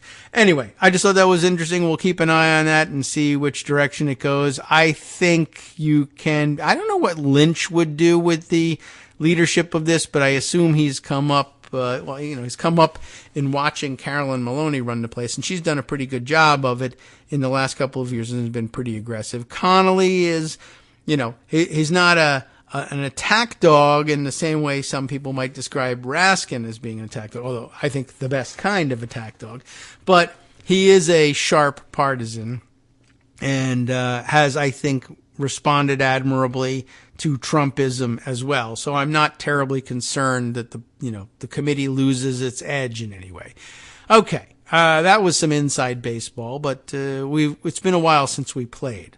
So I thought I would add that, just to change things up a little bit here. Let's see where, oh yes, I thought this was of some interest, but why? Oh yes, back to Mar-a-Lago and the search. I thought we were going to be done with it, but I had a feeling we're going to end up stumbling back to it. Steve Vladeck had an interesting comment on some interesting commentary on the search. The Federalist, of all places, well, I don't know why I say that, of all places to write something screwy and detached from reality. Well, of course, of all places, the Federalist would do that. It's not it's a surprise. It's that, of course, they're the ones doing it. I don't know who wrote the piece. I don't care. I don't want to give them the clicks. But the headline was, this was their challenge to the search. Can magistrate judges constitutionally issue search warrants against Trump or anyone else? Like the idea that somehow magistrate judges lacked the power to exercise, the right to or exercise the power of issuing warrants because I don't know what, because they're not mentioned in the Constitution. I mean, that A, doesn't seem to make a great deal of sense, and B, flies in the face of hundreds of years of practice, as Steve Vladeck points out. And he says, this article lives in a fantasy land in which the 194 years of SCOTUS jurisprudence recognizing the ability of Congress to authorize federal judgeships without the Constitution's salary and tenure protections. It's not an Article 3 federal bench or district court seat magistrate judges. They don't have the same salary and tenure protections as he says, lifetime appointments, etc., of federal judges. And it also nowhere says that federal judges with those protections are the only ones able to issue search warrants. So, I mean, it flies in the face of all practice. But I guess it's a question you can raise at some point, even if you're 194 years into it. But yeah, it doesn't, as he says here, ignores 194 years of SCOTUS jurisprudence recognizing the ability of Congress to authorize federal judgeships without the Constitution's salary and tenure protections in limited and carefully circumscribed circumstances. 2 circums in that one, as if it doesn't exist. In other words, like, okay, now we can have no administrative law judges, we can have no magistrate judges, no justices of the peace, right? All these things now all go out the window, and no, it's not like that. I'm curious though, maybe I will give them the stupid click. I'll look at the the piece here, can magistrate judges or any constitutionally issue search warrants against Trump or anyone else? Let me just see if we can put a dumb person's name to it. Why not? Maybe it's well argued. Who knows? Philip Hamburger. That's a real name. That's writing at the Federalist. Let me see if I can get a flavor for where he's coming from here. It's a long article, and we won't be able to read all the way through it. But let's see. The Mar-a-Lago search warrant is interesting not only because of the high office of the individual whose papers were seized, but also because of the low office of the person who signed it. The warrant illustrates the long-standing constitutional anomaly of letting magistrate judges sign search warrants. I mean, that's the usual process, but okay. Maybe there's been 194 years of mistakes. Leave aside how you feel about the former president. Sure, I'll just do that. Leave aside what you think of January 6, 2021. Harder to do. Leave aside whether there was a good reason to issue the warrant. Well, now, how can I leave that aside? A more basic question is whether the Honorable Bruce Reinhart could constitutionally issue it. And by the way, what else does a magistrate judge really have to do in life? Under the Constitution, they argue, a search warrant must be signed by a judge, which he is one. The problem is that Reinhart is a so-called magistrate judge. Many commentators have focused on his personal history and political leanings, but much more significant is that he's not really a judge, he says. To be precise, he is not a judge of a court of the United States. The judicial power of the United States is vested in its courts. In the exercise of this power, judges of those courts can issue search warrants, but a magistrate judge is just an assistant to a court and its judges. Not being a judge of one of the courts of the United States, he cannot constitutionally exercise the judicial power of the United States. That means he cannot issue a search warrant. But that's, of course, only if you believe that there's some prohibition against delegating that authority, especially dubious given how you get to be a magistrate judge. Remember that there was at the outset after the search, everyone was scrambling to figure out, well, who appointed the judge who issued the search warrant? Or certainly Trump will criticize that judge, and then it will likely turn out that he appointed that judge. And he did assume his magistrate judgeship during Trump's tenure in office. But we were reminded by those who knew offhand and could fill us in that magistrate judges aren't appointed by the President of the United States. But what's interesting about it is they're appointed by the district court in which, they sit. So the Southern District of Florida, the federal courts for the Southern District of Florida, the judges of that bench, I don't know what their process is, but I guess presumably, ultimately, it's collectively appoint magistrate judges to take care of the scut work that otherwise would occupy too much of their time, issuing these warrants, etc. They've got trials going on. They can't constantly be asked to review every search warrant that comes up. So, I suppose you could take time out for one search warrant for the president, for a former president's residence inside of a hotel where spies are constantly renting rooms, but they didn't have to. But yeah, can they delegate that to assistants who are appointed by them, reviewed by them, and assessed in their fitness for the job by them? Why not? Well, that's one question. Why not? But I guess for the show me in the Constitution where it says crowd, I guess you're going to end up having an argument. So let's see. It says the full shift of the judicial power of the United States in criminal cases to magistrate judges has been relatively recent. Only since 1968 has Congress generally authorized persons other than real judges to exercise the judicial power of the United States in trying misdemeanors, although a defendant can still insist on being tried by a real judge when charged with more than a petty offense. In addition, district courts can assign the non-judges such additional duties as are not inconsistent with the Constitution and laws of the United States. Only since 1990 have the non-judges been called magistrate judges. Is that right? Just how little a magistrate judge can be considered a judge is evident from the way he is appointed. Rather than being nominated by the president and confirmed by the Senate as provided by the Constitution for real judges, a magistrate judge, including the one who signed the Mar-a-Lago warrant, is appointed merely by a majority of the active judges of a district court. He serves for only 8 years. He can be removed for cause, and even if not removed, he always must worry that his district court will not reappoint him. Congress, moreover, can reduce his salary.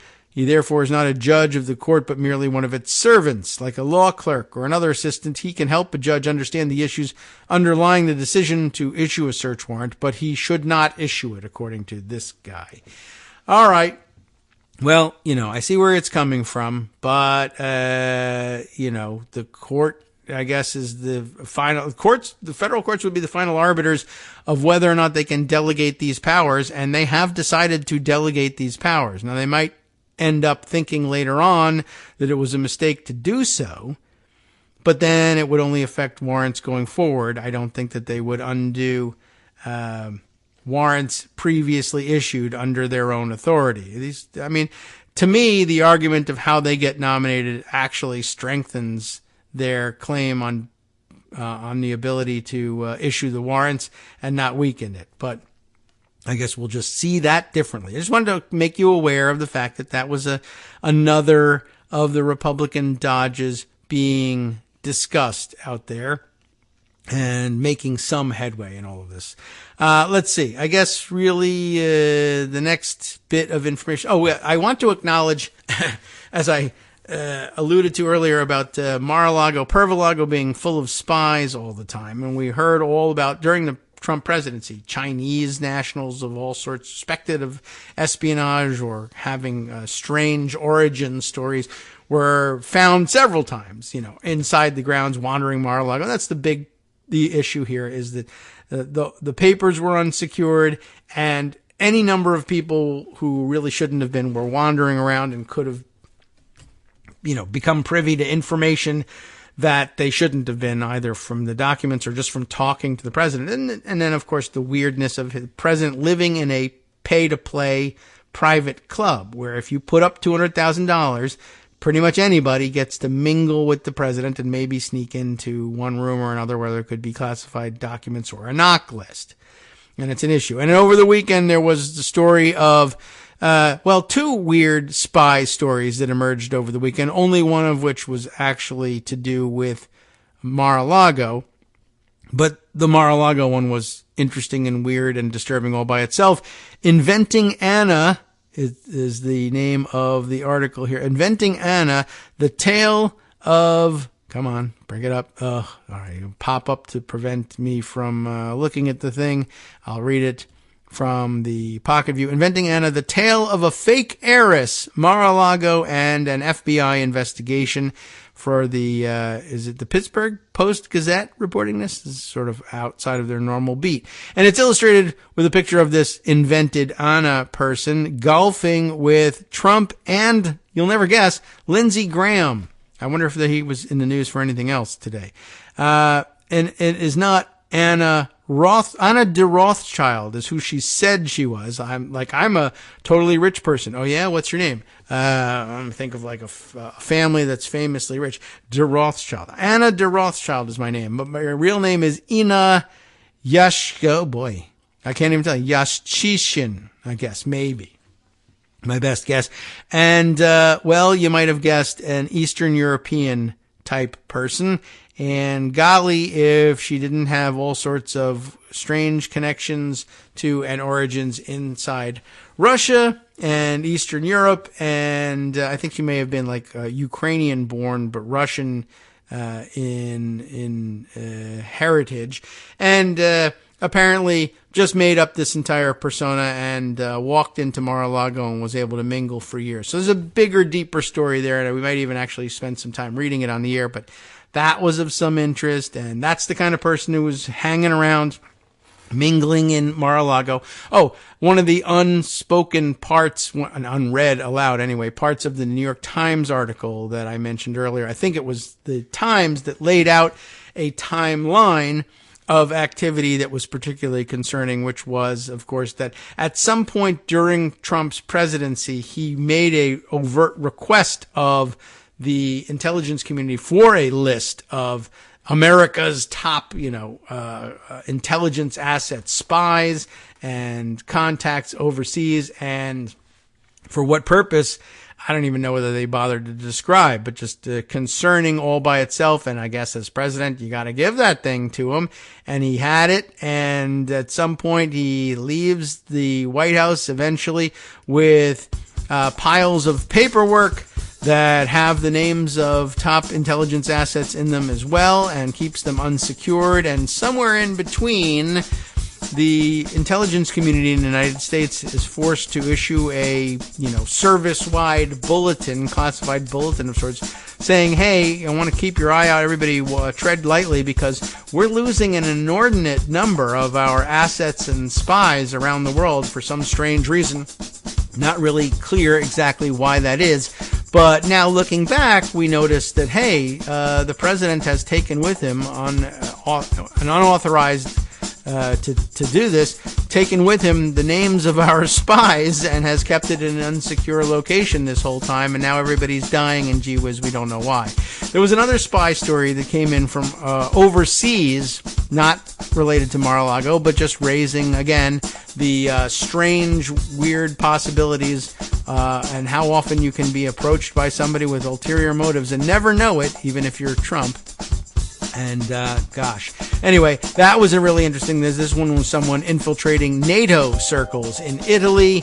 Gosh, so much more we got to catch up on, and maybe tomorrow we can do some of this during the rest of the week. But Ron DeSantis on an authoritarian fascist binge as well. We'll catch you up on what he's been doing with the school boards in Florida. From networksradio.com, you have been listening to Kagro in the morning with David Waldman. We're going to have to look into this and see exactly under what authority he was claiming to be able to do this, but suspending previously serving Democrats from school boards, local school boards around the state, and somehow replacing them with Republicans. Whether or not this is a real power that he wields, he doesn't care. We'll talk about it more later in the week.